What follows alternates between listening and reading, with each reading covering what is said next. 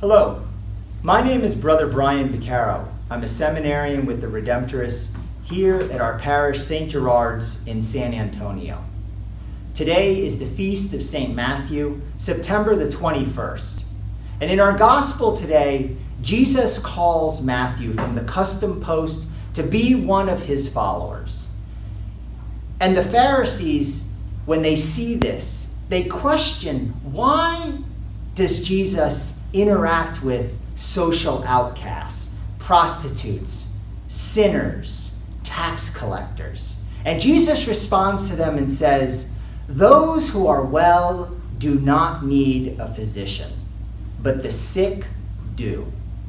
And we all know the experience of going to the doctor when we're not feeling well. We go in, we explain to the doctor, this is how I'm feeling. This isn't what feels good. This is where I have a pain.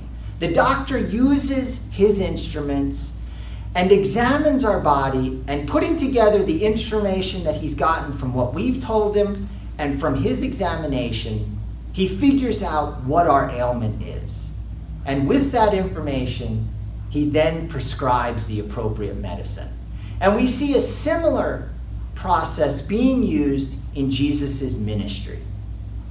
Jesus reaches out throughout the Gospels to those that are social outcasts, lepers, prostitutes, tax collectors, people that are possessed, the poor, the lame, those that others in society have rejected. Jesus spends time with. He builds a relationship with them, speaking to them, eating with them in some cases, hearing about their situations, getting to know them, and ultimately, as the divine physician, he brings them the medicine that they need, the good news. A message of love, of acceptance, of recognition, of healing, of forgiveness. And that message of the good news is not something that just existed 2,000 plus years ago with Jesus. It continues with us today.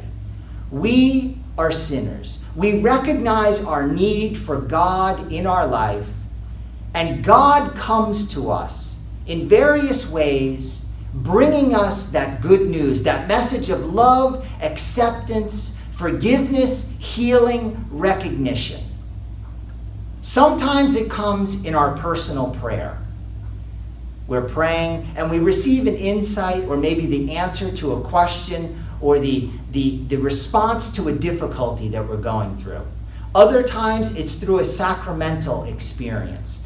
We receive healing and forgiveness in the sacrament of reconciliation. Maybe we have an experience after receiving communion, or a healing after receiving the anointing of the sick.